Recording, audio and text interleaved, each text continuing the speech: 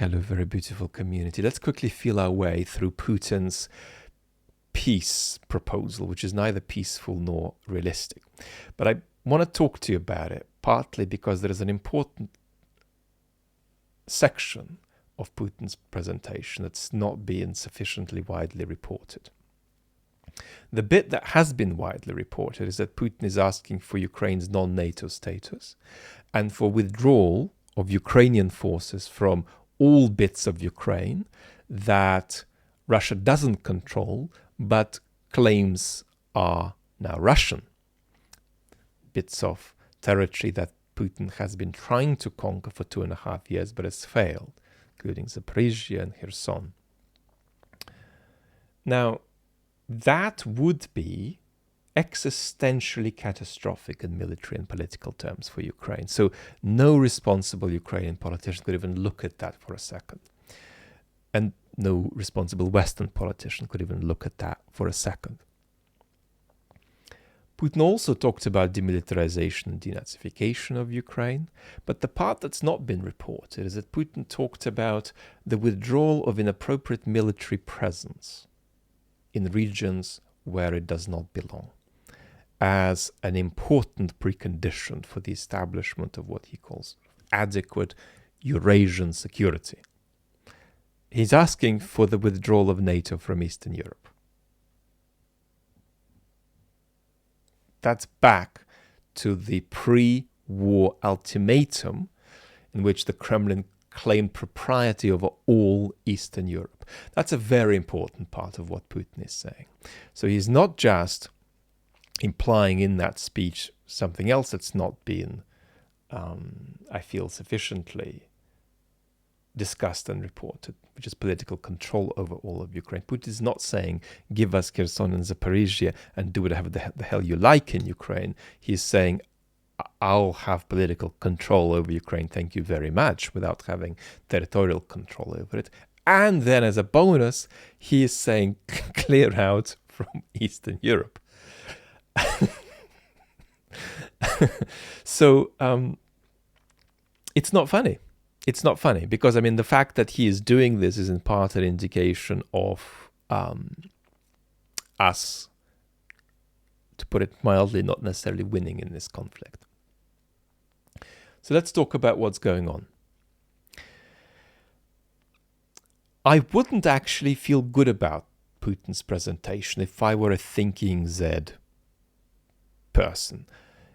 Now, you might say that's a contradiction in terms. I don't think it is. I think it's possible to engage in all kinds of malign enterprises and think deeply, and that's an important human and historical truth. But if I were a thinking Z person, I'd not feel comfortable with Putin's speech because it's edgy and knee-jerk in relation to that fork in the road that Putin has been facing for a long time between trying to win via a pause and trying to win via persistence and escalation. Winning via a pause and winning via persistence and escalation have different consequences for how much he needs to politicize and militarize society, economy at home. Any deal with Putin would have been used by Putin to try to win the war later. But it is also true that it has been an aspiration of the Biden administration, in my interpretation, to at least very strongly explore the possibility of a deal that ceased hostilities along the lines of the current fighting, whoever controls whatever they control in the current moment, that being the starting point.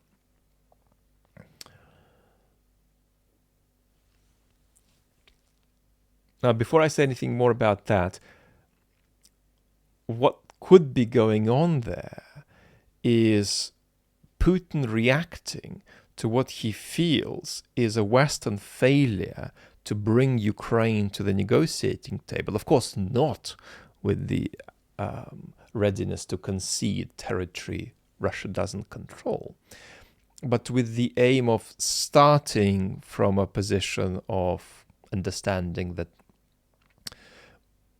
the two parties may need to stick with what they've currently got, with then Putin trying to exploit that for his purposes, and with the West trying to exploit it for its purposes, which is to say, Ukraine loses some territory, hostilities cease, and the West tries to sustain Ukraine sufficiently so it remains politically independent of the Kremlin, and then hopefully over time the reacquisition of these territories may somehow be put on the table, perhaps not by military means, and very probably not while Putin is still in power.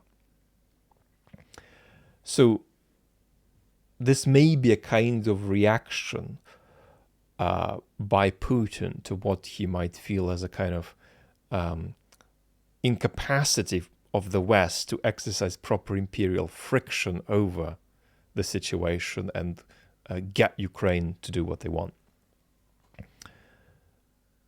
There would have still been a very big gap between the West and Putin there, because of course Putin wants control over Ukraine and the West wants Putin to have no control over the bits of the part of Ukraine that's left.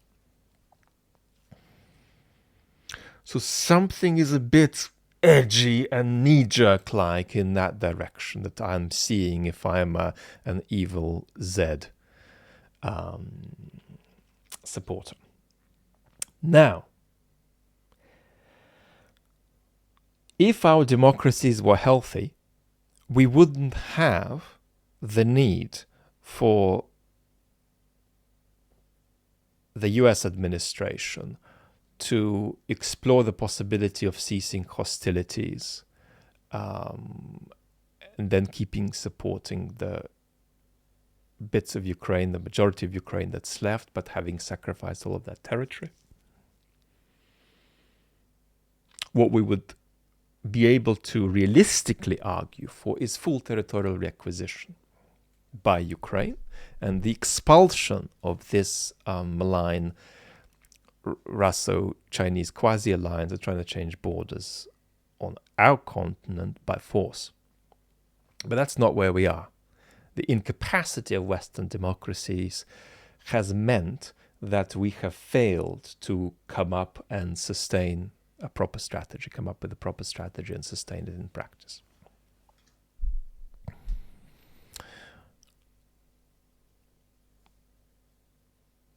Putin, with this declaration, is sort of eviscerating himself out of a negotiable position. With this presentation, he declares that he is no longer waiting for some kind of deal that he would try to exploit for his purposes, and the West would try to use to with territorial loss, strengthen Ukraine militarily and politically, maintain its independence, put it in a stronger position for the coming years. And this presentation really takes Putin a couple of steps in the direction of the non-pause way forward. So it's not trying to win the war via a pause, which Putin exploits, but trying to win it via persistence and then escalation.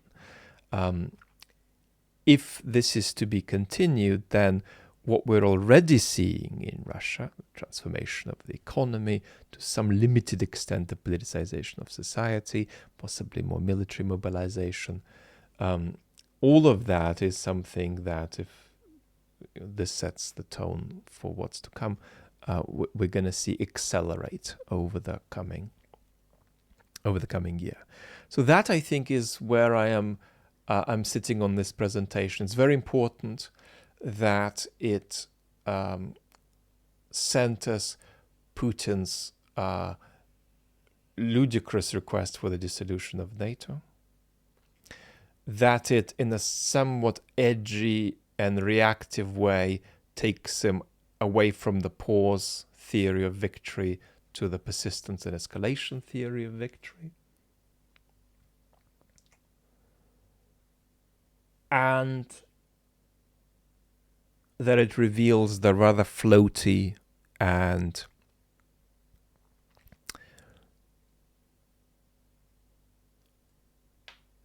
strategically delimited and fragile Western engagement with this really important geopolitical crisis that, as you know, I believe doesn't just affect Ukrainians, but is absolutely central for European and Western security. I'll be back tomorrow with a major video on the main channel about keeping ourselves safe from Russian propaganda. And it's for reasons of health. Unfortunately, I've not been with you as often as I would like in recent days. Lots of love and talk very soon.